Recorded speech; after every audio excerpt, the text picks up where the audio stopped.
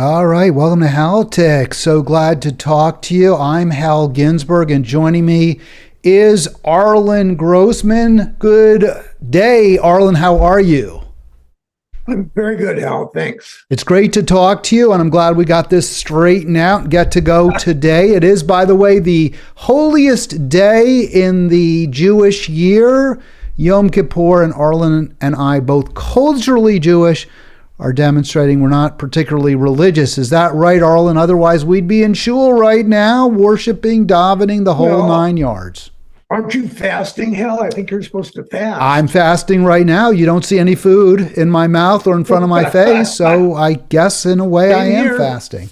Same here. Until I eat lunch, I'm fasting. That's true. So we're going to get to our it's a typical topic. We have been focusing quite a bit. Arlen joins me every Monday. Don't forget, click like, click subscribe. Had a big bump last week. Arlen, I think you were impressed. Well over 1,000 clicks on my live stream.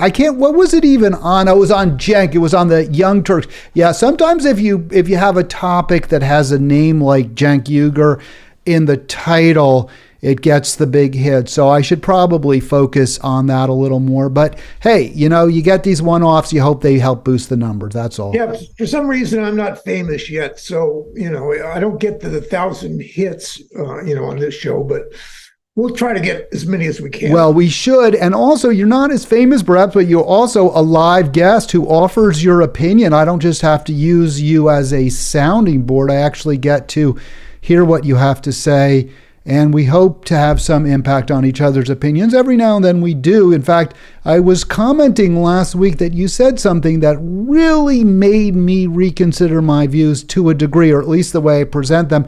That was when we were talking about, I want to get into, you see the guys on the screen, Trump and Biden, and I made the point that I thought Trump arguing that the Republicans were wise to shut down the government on the debt ceiling issue. And I said that I thought made Trump look pretty appealing to his base and to many voters, including independent voters. You pushed back by saying, well, the response should be, you boosted the debt more than any other president did in one term. Now, it's true, Obama and W over 2 terms created a larger deficit or debt over their 8 years than Trump did in 4. But in 4 years, Trump grew the national debt greater than any other president. I think that's not just absolutely, but also in terms of percentage growth. So that was an excellent retort. And I thought about that because I think I haven't quite integrated all the time how bad Trump is, because I recognize just how bad the Democrats are. And so that's caused me to be perhaps slightly less critical on balance all the time of Trump. Just for the record, Trump increased the deficit, or the debt rather, $7 trillion. That's a huge amount. I mean, there's some slight factors that you could say mitigating. I think the biggest one is COVID, but of course he had already greatly increased the debt before COVID. The biggest factor was the tax cuts. He did cut taxes significantly, as W did. And you can't, that's just incredibly reckless. It's incredibly bad to do that. That said, I think the Democrats also make a mistake by not talking about raising taxes and not push. Now, they do to a degree, they do on the margins, but not, to my way of thinking, nearly enough on the richest, that's dangerous, though, if you talk about raising taxes. Although, yeah, if it's for the rich, then that's different. You're right. It should be, we're going to raise taxes if your income is over $1 million. You're going to pay more. Yeah. You're going to pay significantly more. All right, we're going to start with a story that has gained quite a bit. I think it's gained a lot of attention, although there have been caveats too. This poll, acknowledged by everyone, including the pollsters, to be an outlier, is very bad news regardless for the incumbent. Let's play this video here from ABC News yesterday. Oh, and he's a little frozen. Let's see if he'll unfreeze. I think he will. Washington now, and a new ABC News Washington Post poll which signals trouble for President Biden. It comes as the rest of the GOP field gets ready for their second debate. We have team coverage starting with Chief White House correspondent Mary Bruce. Good morning, Mary. Good morning, George. Well, officials here are downplaying these latest numbers, but they certainly are cause for concern for Democrats. Look, President Biden is making the economic recovery the cornerstone of his reelection campaign, but our latest ABC News Washington Post poll shows Americans overwhelmingly just aren't feeling it, that despite easing inflation and low unemployment, Americans really aren't buying into his positive Bidenomics message. Just 30% of Americans approve of his handling of the economy. In fact, 44% of people say they are not as well off now as they were when Biden took office. And on another hot button issue, immigration, the numbers show only 23% of Americans approve of the president's handling of that situation. All of this is leading to a dismal approval rating for the president, now 19 points underwater. And when it comes to Biden himself, we know this. His age is a real political problem for him. Right now, 3/4 of Americans, 74%, say that he is too old to effectively serve a second term. And a majority of Democrats say someone else should actually be the nominee, though the party is deeply divided on who that someone else should be. And take a look at this when it comes to the head-to-head matchup with Donald Trump. Our poll is an outlier, and it does differ significantly from other recent polling. But our poll shows Trump with a 9-point lead over President Biden, while 538's average polling still has Biden up by roughly 2 points. And get this, when we ask people if they think that Donald Trump should be constitutionally disqualified from serving another term, even those who said yes, that Trump shouldn't be allowed to run, 18% of them said that they would still vote for him. So, George, the bottom line here, this is just one poll. We are still a ways out from the election, but these numbers do show some real weaknesses for President Biden, George. Yeah, you'd say so, Arlen. They definitely show a lot of weaknesses for the president. And I mean, I don't know how you spin that to not be a real big red flag for the Democrats right now. Well, it certainly is cause for worry, no question about that. But I was listening to Morning Joe this morning, and they were talking about how Biden always seems to be underestimated. You know, he like, for instance, getting the nomination. Nobody thought he would be able to get the nomination in 2020. But, you know, gradually he finally did it by, you know, winning South Carolina at the end.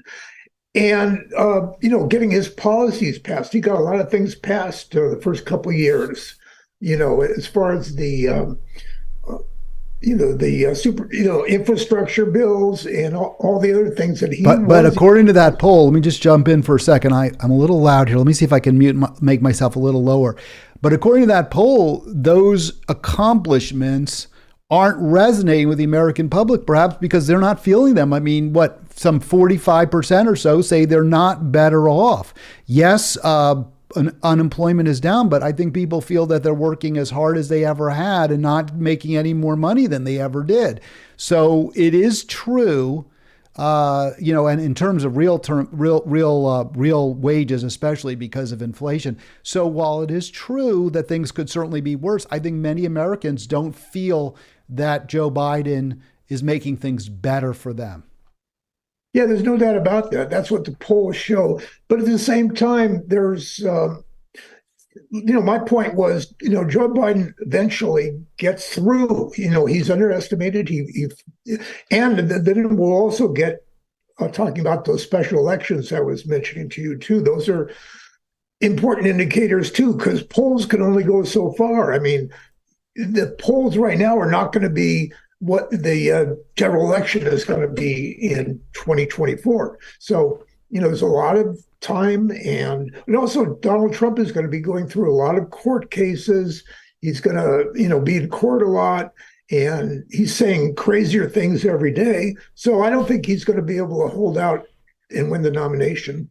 Well, don't you think, well, a couple of things. You mentioned the special election. So there's a story you had flagged for me. And this is something I've also been thinking about. Yes, Democrats are doing well, better than would be expected in special elections. What that tells me more than anything else, though, Arlen, is something you've said in the past, that it's not that Democrats necessarily are less beloved or more despised, shall we say, than Republicans. That is not the case.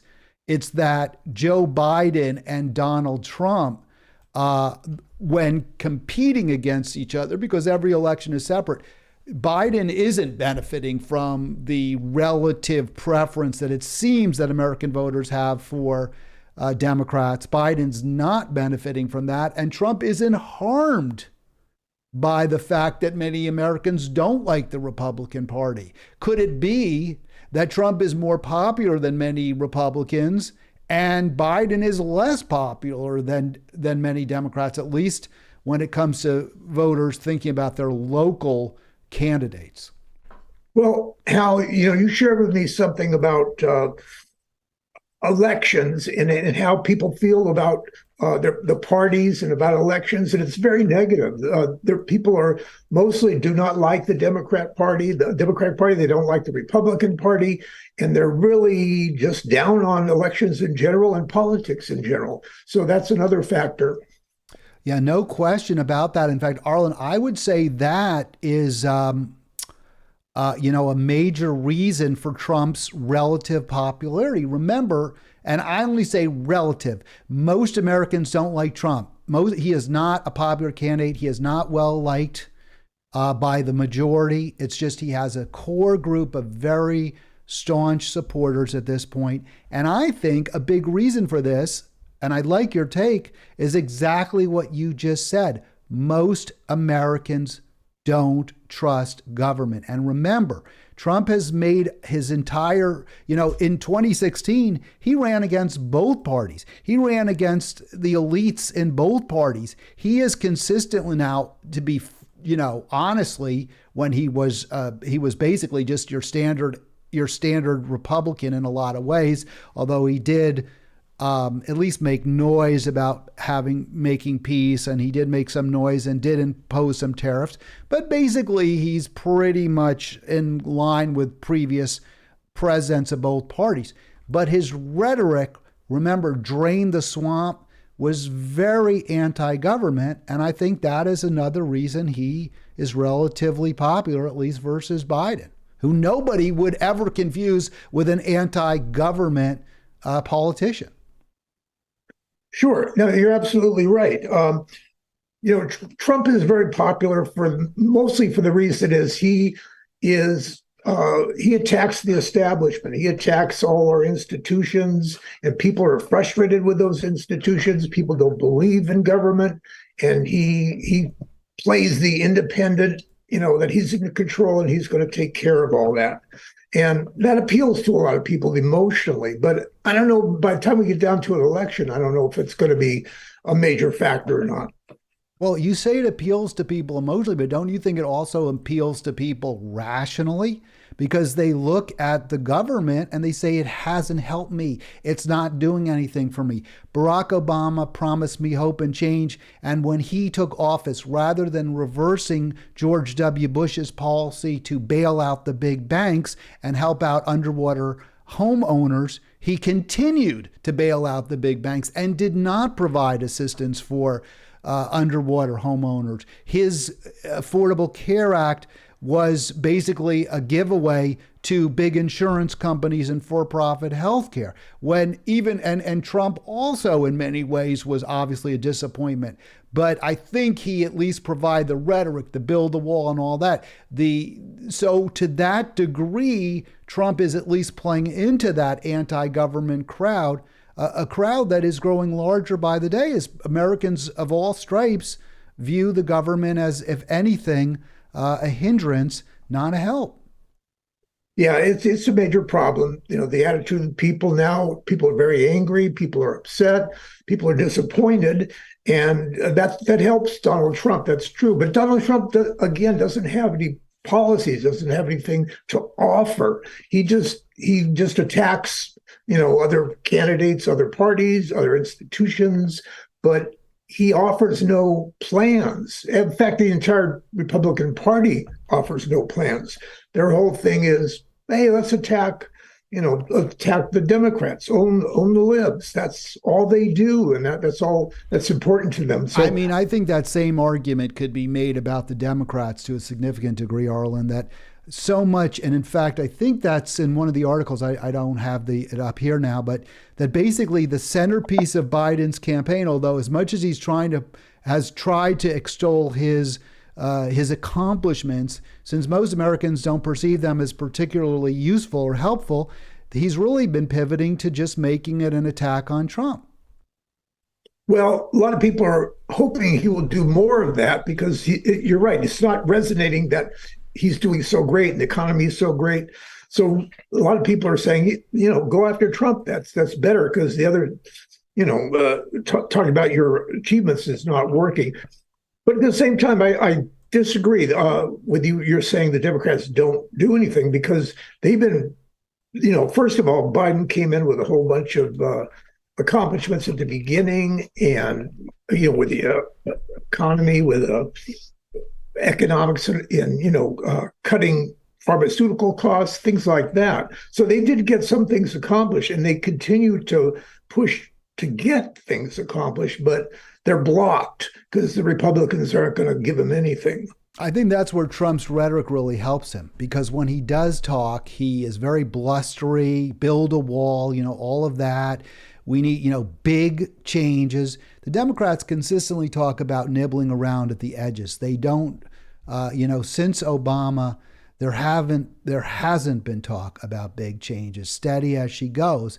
And for so many Americans who really, really are struggling, that is just not a message they want to hear. What they hear when Biden trumpets his accomplishments, is what they hear is things are great for him, but they're not good for me. And I just think this is where the Democrat Party just totally is out of touch. They're just completely out of touch, and they blame it on everything but their own policies and their own failures. And this is so frustrating. It's so upsetting to so many people. Well, I could understand that, but at the same time, Trump. But see, you're pivoting to Trump again. You're not. The thing is, okay. So if one of the biggest failings, I think, of the negotiating, and I think we should negotiate drug prices. I do, and I understand all the problems the Democrats had to face, all the pushback within their own party when they tried to add, a codicil to Obamacare, Affordable Care Act, that they could negotiate the prices. And, even I understand all of it, but it still appears as though you're picking a few winners. And people who have diabetes now, their insulin will be less expensive. It won't be free. They'll still be out of pocket. For some people, it will still be too expensive. But if you have Medicare, you have Medicaid, yes, you'll be paying, I guess Medicaid, you don't pay much anyway, but you'll be paying less. The copays will go down. All of that is true for some Americans, but for many others, it won't. Some won't. The lower drug prices for those on that schedule, that negotiation schedule, aren't across the board. They're only for drugs that the U.S. government pays for. Insurance companies will still have to pay more, which means they'll pass those prices on. Plus, because they want to make a profit, they do make a profit, they'll pass them on to consumers. So again, some consumers will be like, okay, I'm getting something from the Biden administration. Others are going to be like, I'm getting nothing. It's a situation where they're pitting people against each other, not calling for radical change in a system that's clearly broken, that being our healthcare system. So I understand what you're saying. I understand that they're up against all these impediments, but they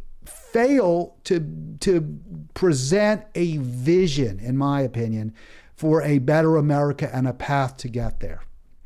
Well, let me just mention, too, as far as the drug prices, hey, it may not affect a lot of people and it may not be very huge, but it's the first time that I recall that the government has ever gone against the pharmaceuticals and agreed to some, negotiations. So I think that's something. And also, I think a big issue that I think has a lot to do with the special elections all this past year is abortion.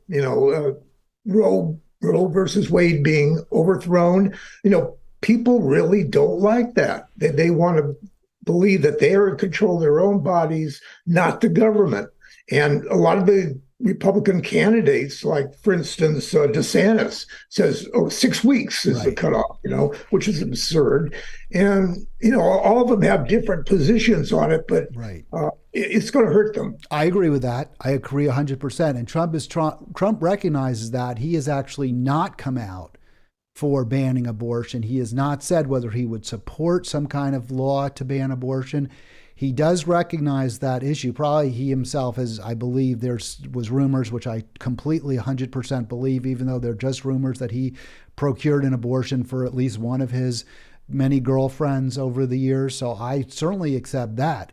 And he shouldn't be allowed, by the way, voters should never give him a pass on this, because remember, it's his 3 justices who put the repeal Roe v. Wade cohort on the court in the majority. So he should be held responsible for that decision, as well as so should W.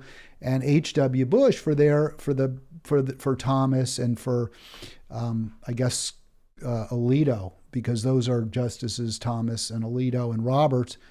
I don't know how Roberts even voted, but that they're responsible. So I agree, the Republicans should be held responsible for that. But let me get into just a couple of other points I want to make. Democrats, as is always their wont, are looking for ways to to try to spin bad news rather than address it head on. And I think you have addressed it head on. I want to give you a lot of credit for that, Arlen, saying the Democrats probably should be looking for a different candidate, a different set of candidates than Biden-Harris. But it's interesting that the media, which I know you have said is helping Trump, and the media is dishonest, but actually I push back on that. Here's from The Guardian. Their report is poll showing Trump up 10 points over Biden is criticized. Now, it's question, is it 9 or 10? I think it's about 9.5, and some are rounding up and some are rounding down. Whatever it is, it's a huge number. It's a very significant number. So the one way you respond to that, if you don't want to actually deal with why Joe Biden is behind, if he is behind, but why this poll would show that, if you don't want to address his age, his many senior moments, his unpopular running mate, the policies that haven't made America a happier place, the endless war, if you don't want to address those policies, well, you say the polls, this poll is an outlier. It doesn't reflect reality. If you look at the bottom of this, it says most polls suggest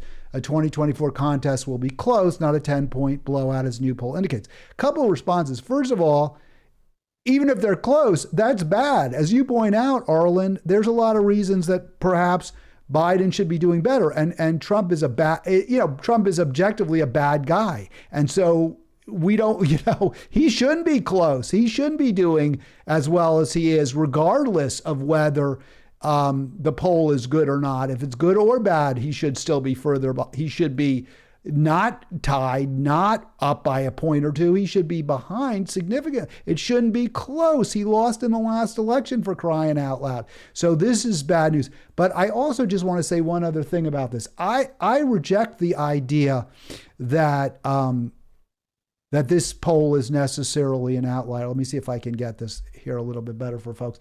So if you look at what The Guardian says, and they have a Democratic pollster from, I guess it's the New York Times, Nate Cohn, saying, well, it's really kind of ridiculous, this poll. In fact, I think he says it's an outlier.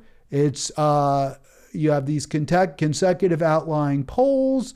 I give them credit for releasing it, but it's inconsistent.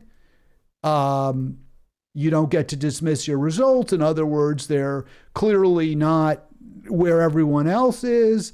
There's some element of their approach that needs to be changed. So, okay. But the problem with that argument, Arlen, is that other polls are also showing a move towards Trump at the exact time when he is getting indicted, when there's all this negative news about him in all the media, except for Fox. And even Fox doesn't love Trump, right? I mean, they got rid of their biggest cheerleader because they don't like him. Tucker Biden is gone. But if you look at, and I selected these 4 polls that are all very recent, and you can see in all of them, I highlighted yellow, pink, blue, and green. In every single one of these polls, ABC News from 6 to 10, pro-Trump. Fox News from Biden +3 in August to Trump +2. That's a 5-point swing in 1 month. NBC News from Biden +4 to Trump now tied with Biden. That's a +4 for Trump. And then you see the Messenger Harris, which I think is a little bit less reliable, but they do use Harvard as well. And you see there too that it's been a little bit all over the place, but the most recent switch is +4 Trump. So all the polls, and I didn't cherry pick. You can go back and look. I didn't cherry. I just wanted to go with recent polls where you can see the change. They all show a move towards Trump. Well, hold on, Hal. I don't know if you recall, but Stephanopoulos mentioned that 538, which does a compilation of all. I saw that. Actually showed Biden ahead. I don't know where they got that from, because I went to 538. I was trying to find that. I heard him say that, and there are some other polls that show Biden ahead, but I don't know where they got that. Real Clear Politics does have Trump ahead. And I'll put that on. I couldn't find it, Arlen. I know what you're talking about. I was trying to find it. I wasn't trying to hide that or spin something. I could not find where they were, where that came from, that poll of polls. Hey, Hal, you said something kind of funny, and you may not know it, but you mentioned Tucker Biden. Tucker Carlson, who clearly isn't for Biden, so I was wrong, 100% wrong. But Tucker Carlson was probably Trump's biggest cheerleader, I would say, on Fox, and he's gone. Yeah, they've changed a lot, and of course Murdoch just left the station. So they may start moving closer to Trump, because for a while they were moving away. So we'll have to see what they do. But that's another issue too, is there's so many right-wing outlets. There's, Newsmax, One America, there's TV stations, there's radio stations, there's a lot of, on the internet, social media, that's very right-wing. And I think those things are influencing a lot, because they put a lot of power and emotion behind what they do and say. Well, I think that's fair, but I would also respond that you sure get a lot of emotion on CNN, and you were talking about Morning Joe and the New York Times and the Washington Post, and I dare say they're more influential, and all of them have made no secret of their utter contempt, disdain, outright hatred for Donald Trump. Well, I mean, you can't really justify objectively anything about Trump, because he's well, I know, but I mean, that's not fair, Arlen. I mean, you have your opinion. I'm not saying your opinion is wrong, but you have your opinion, but you're saying the media is playing its role helping Trump. But I'm saying, but there's a media out there that is very, very pro-Biden. And in fact, that media is probably, I would say on balance, more influential, more powerful. Yes, I'm not saying there isn't both sides, but I'm just saying there's a lot there that helps Biden as well. Yeah, well, that's true. But I think, Biden has, like I said before, he's underestimated a lot. Once people, start seeing things and hearing him more and seeing he's not really an old man and he's not senile, he may start looking good compared to somebody like Trump, who makes horrible mistakes, every day. He thought he was running against Obama in 2016. He says crazy things all the time. And then there's the thing about General Milley, too. I don't know if you want to go into that now. Before we talk about Milley, and we can get right to him, I just want to just give you, this is the most recent polls at realclearpolitics.com. I don't know what polls 538 is relying on. I did try to find that because I heard what Stephanopoulos said. But if you look at these polls, they do not show Biden ahead by any means. There are several ties, more of them Trump's ahead in, and the ones that Trump's ahead in, he's ahead by significantly more numbers than Biden. So and they're also the more recent ones. So I'm not clear where. And again, I'm not disputing that Stephanopoulos said that about 538. I just couldn't corroborate it. So that's my final point on that. Yeah, but we can't get too excited about polls anyway. I agree, 100%, 100%, Arlen. I think that's a great point.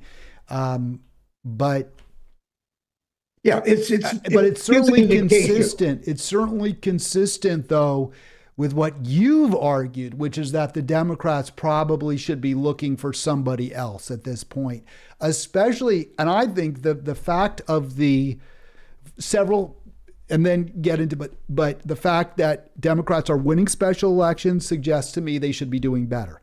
The fact that Americans don't trust government right now suggests that they probably shouldn't have two rank insiders. I mean, it's hard to imagine two candidates who seem more comfortable inside the Democratic Party than Joe Biden and Kamala Harris. And that's not what Americans want right now. So that strongly, I think, supports your thesis, which is Democrats should be looking for somebody else.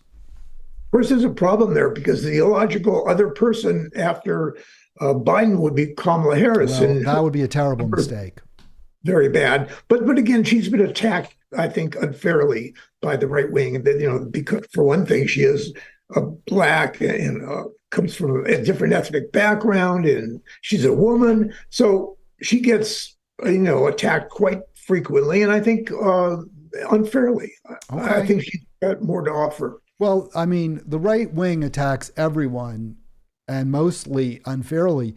But to be fair, Arlen, Kamala Harris has received more than her fair share of criticism from the left side of the aisle as well. Many progressive Democrats, especially, are were disappointed at the time with the choice of Kamala Harris and have only become more disenchanted with her. And it has. Yeah, she wouldn't be my first choice. I would like to see other Democrats, jump in there now and say, "Hey, I'm interested." But so far, they're just not. All you have is, Robert F. Kennedy Jr. and your friend. That guy you like. Cornel West, Dr. West. Well, he's not running as a Democrat. He's running as a Green. He's not in the. But the other candidate in the Democratic primary is Marianne Williamson, and I don't think she's. No. Neither one of them is serious, and neither one is progressive, which is what really frustrates me. If they had policies that were pro-people, pro-worker, anti-corporate, anti-establishment, anti-war, I would be all for them, but they don't. So it's hard for me to take, all I care about, Arlen, is policy. I only care about policy, and I don't like either of their policies. That's the most important thing, at least for us.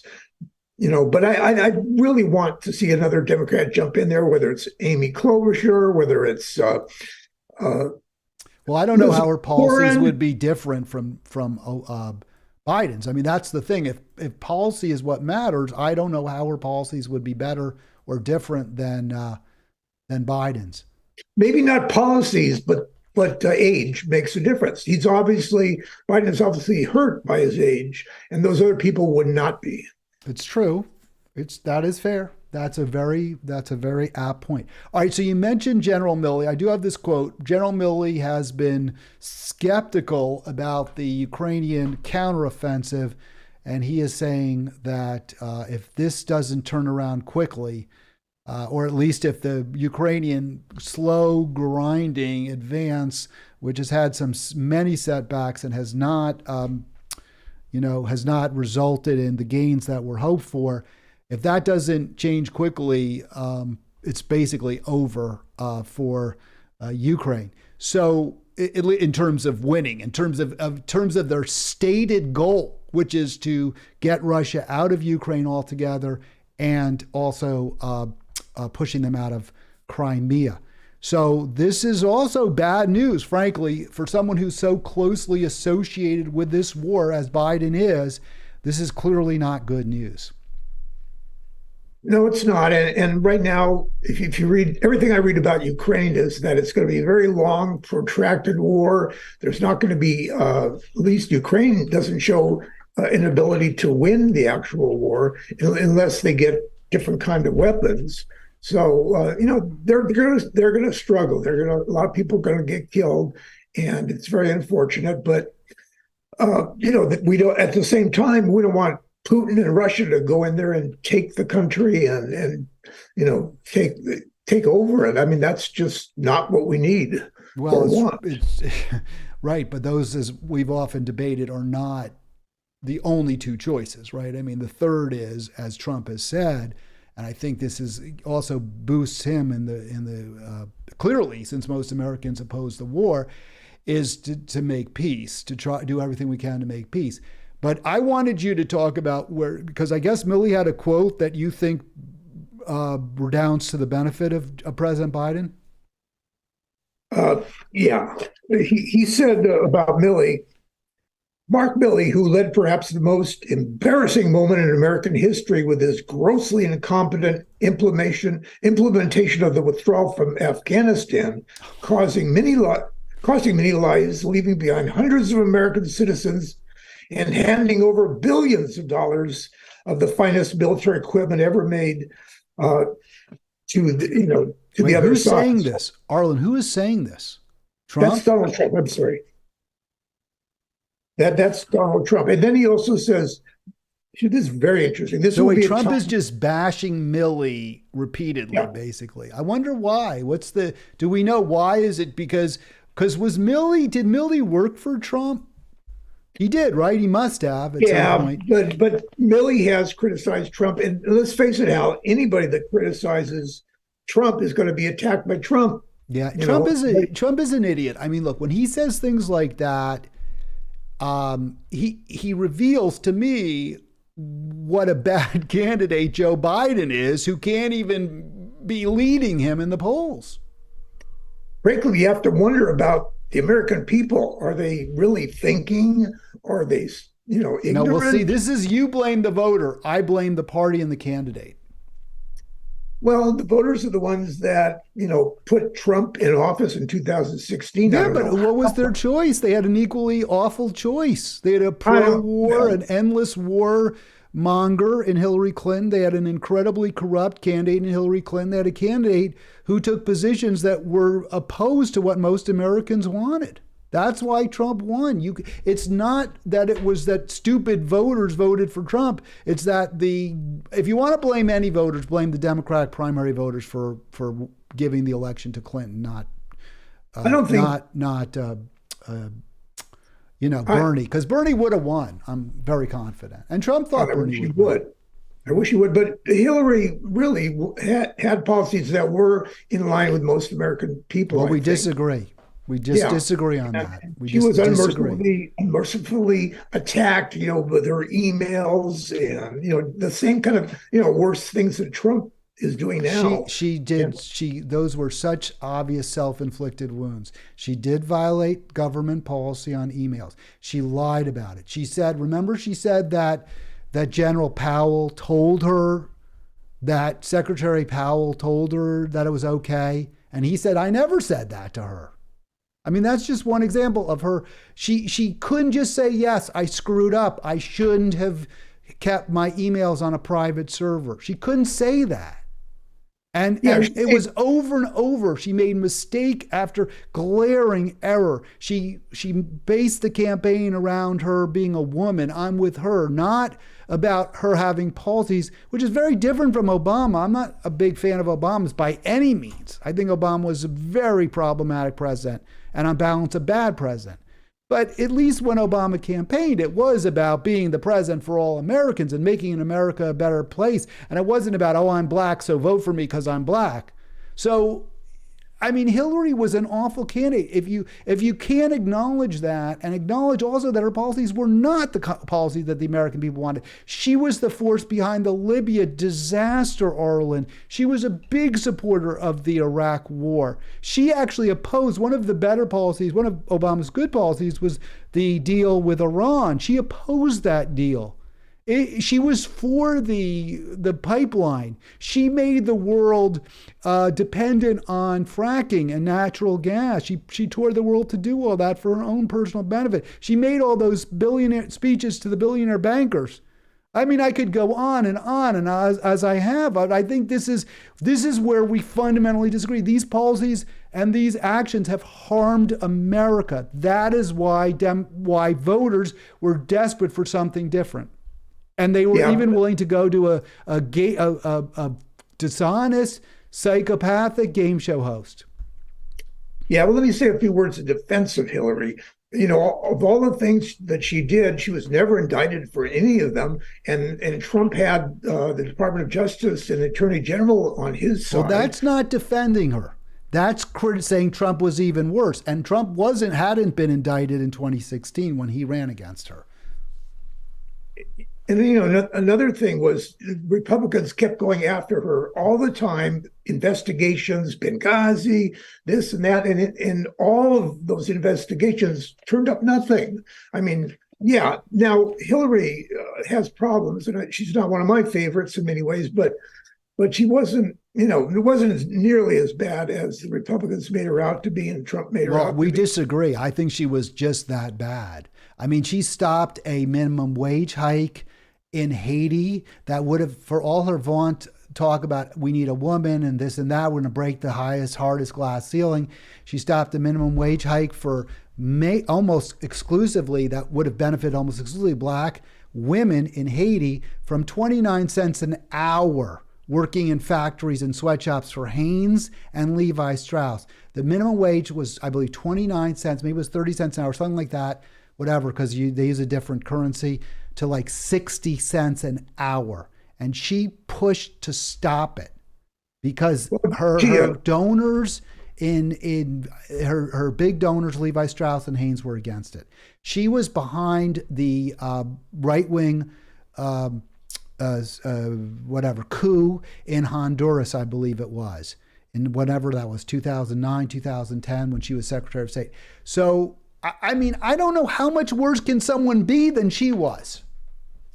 Well, first of all, those things you're talking about, a lot of them, voters are not really that interested. I mean, I don't care whether they're interested or not. I'm just saying that's how bad she is. Well, bad to you because you. Well, how bad? I mean, you don't think that's bad? You don't think those are bad things, objectively awful things? Well, she also had some very good things that she was offering. Which? What? Well, she was more friendly to workers than Republicans. She was, I don't know that that's true. She was behind all sorts of free trade deals that devastated the American workers. She was a huge supporter of most favored nation for status for China, which devastated workers. Well, she's certainly a lot better than Trump. I'm being unfair. I know I'm being unfair. I'm cutting you off. But I can't see it. I just don't understand. And to say I don't know that she's better than Republicans. I'm not going to say, I won't get it. Yeah, obviously you're not a fan. I get it.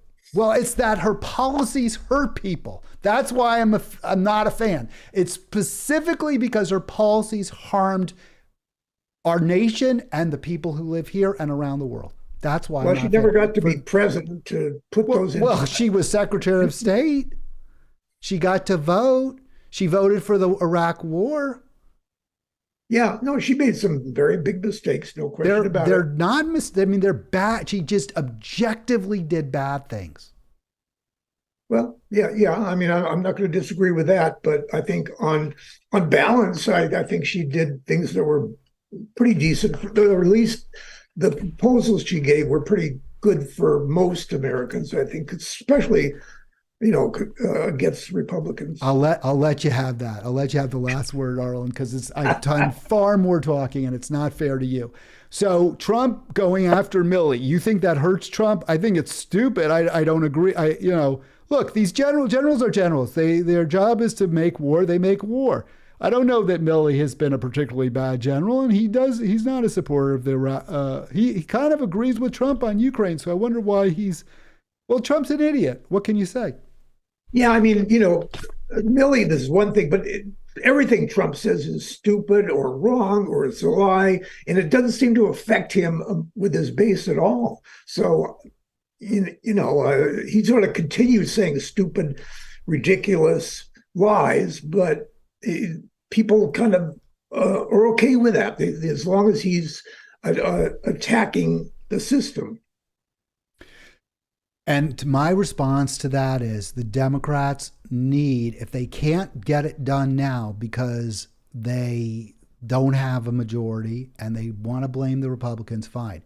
They have got to come up with a message that they can persuade the American people that they truly are on the side of the people, not on the corporations, not on the military munitions makers, that they are going to push policies, and they have to be very explicit about what those policies are. And they could lose an election or two if they do it. But they have to say, this is what being a Democrat means. Being a Democrat means that you will do everything you can to guarantee every single American health care that's free at the cost of the point of delivery.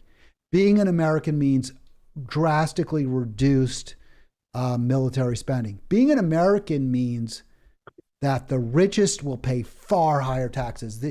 Much higher taxes on the wealthy is incredibly popular, Arlen. And this is something that the Democrats have completely failed to put into play. They have raised taxes. I want to be fair. They've raised taxes, but they're nowhere near the levels that Americans believe they should be on the rich. Yeah, but the Democrats and Biden don't have a lot of choice in a lot of these things. They can't go very far because Republicans are, well, then they need to say that. Then they need to say the reason we haven't implemented these policies is because there are too many Republicans. You need to elect Democrats. Well, they do have to work on their message. There's no question about that. And if they don't, they're going to be hurt. They're going to lose, and so will we.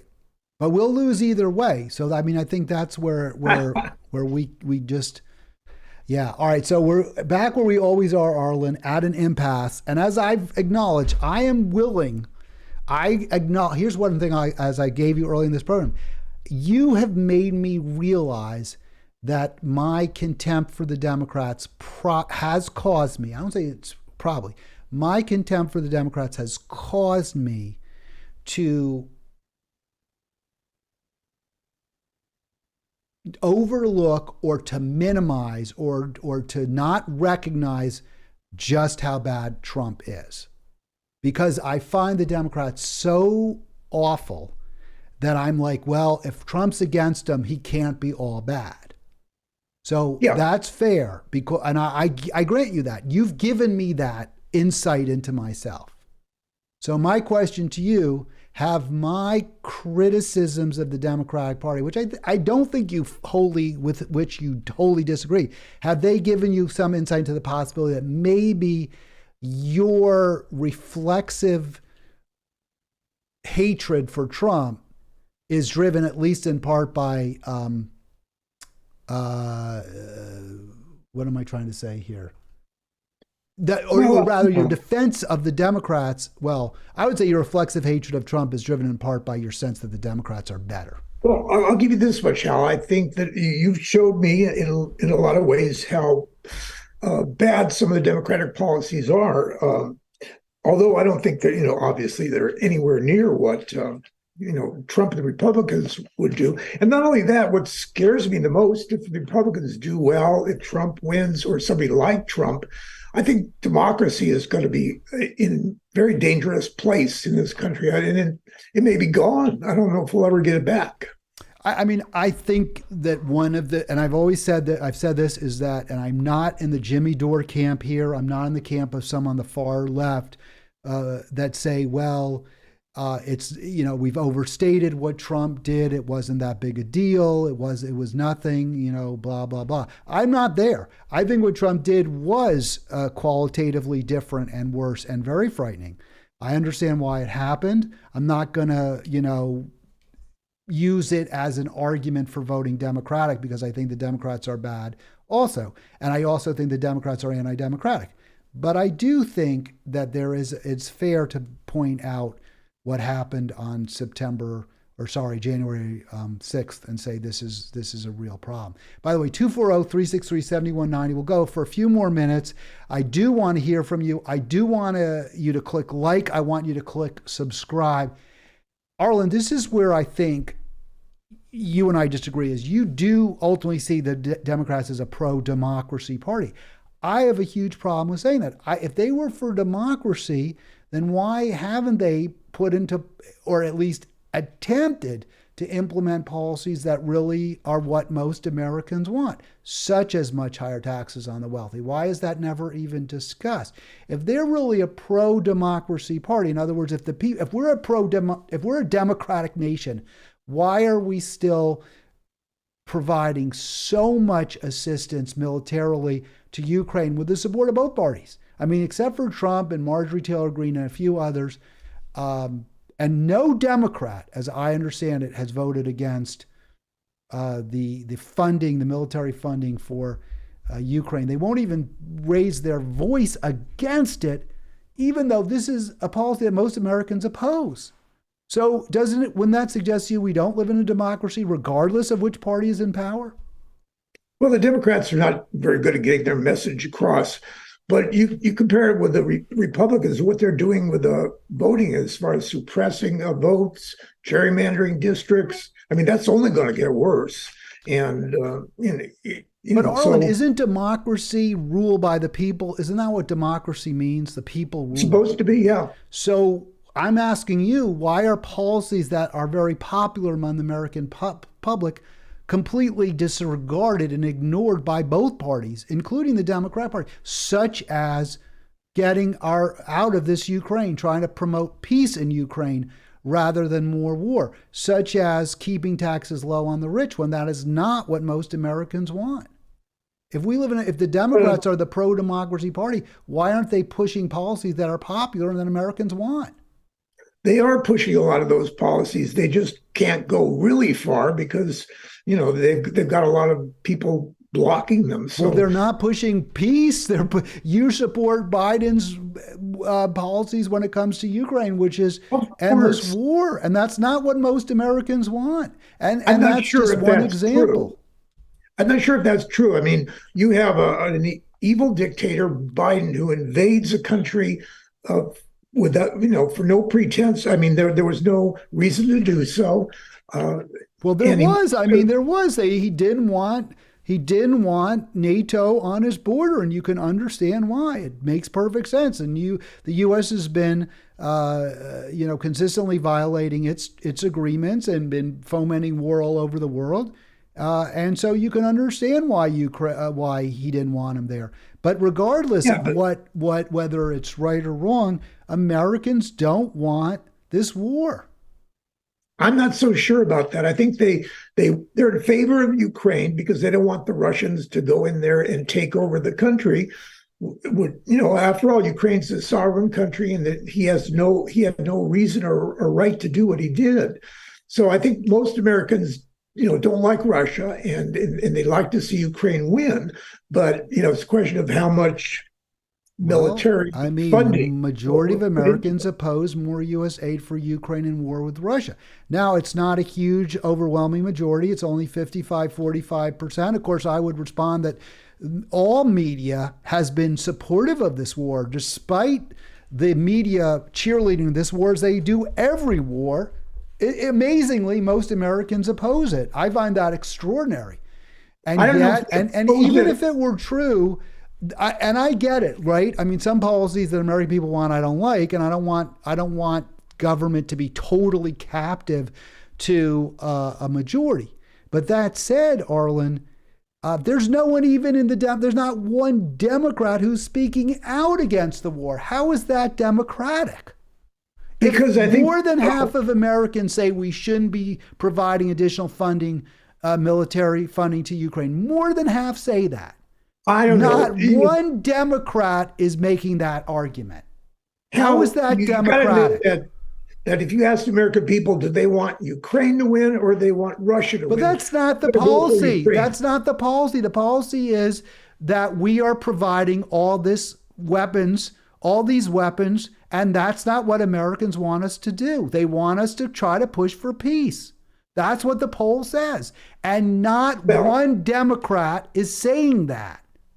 Not one. How is that democratic? Thank goodness. I'm glad, because there's no reason we should give up. But that's not. But now you're switching. Country. You're changing the argument. Your argument was that the Democrats are a Democratic Party and the Republicans aren't.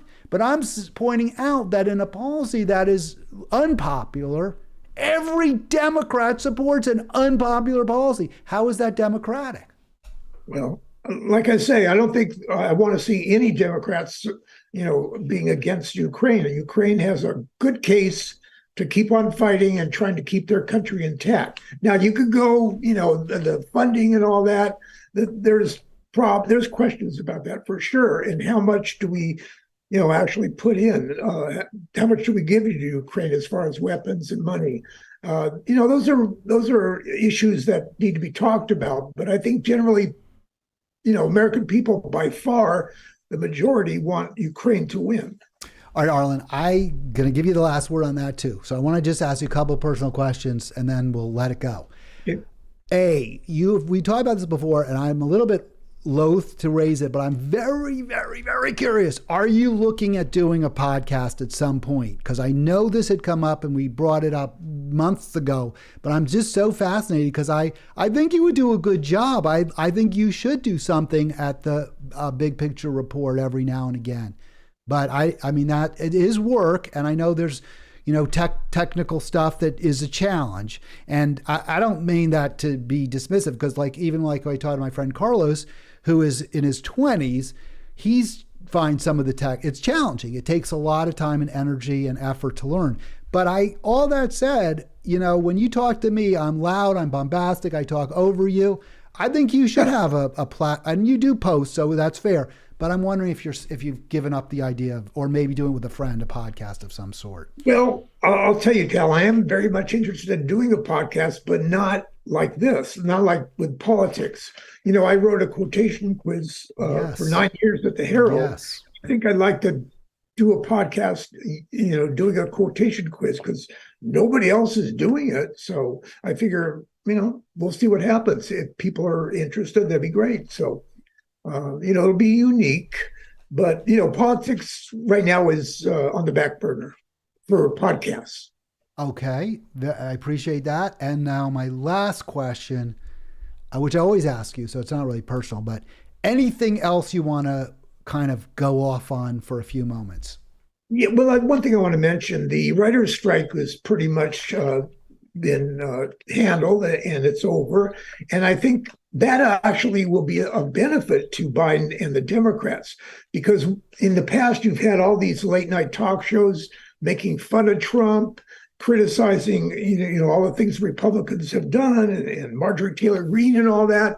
And we're not getting that now. But I think when you start getting those kind of things, back on the air, I think it'll be a benefit to the Democrats. I agree. I think that a strike where there's a win for the workers benefits the Democrats. I hope that will happen also with the UAW strike. I think that could also redound to the party's benefit. Well, you have to give Biden credit for saying he's willing to join the strike on the picket line. He's going to be doing that this week. That is good news. I'm glad to hear that. I was disappointed when Obama did not join the picketing teachers. I believe it was in Wisconsin back in, I don't know what year that was, 2010, 2011, something like that. Maybe it was earlier, 2009. So I think that is good news. I think Biden's heart is often with workers. I wish his policies reflected that a little more. Okay, Arlen, unless there's anything left, just remember bigpicturereport.org. It's thebigpicturereport.com.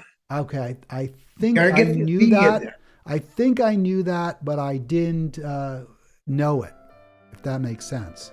Well, anyway, thank you for mentioning it. I appreciate that. Yeah, please do. The bigpicturereport.com.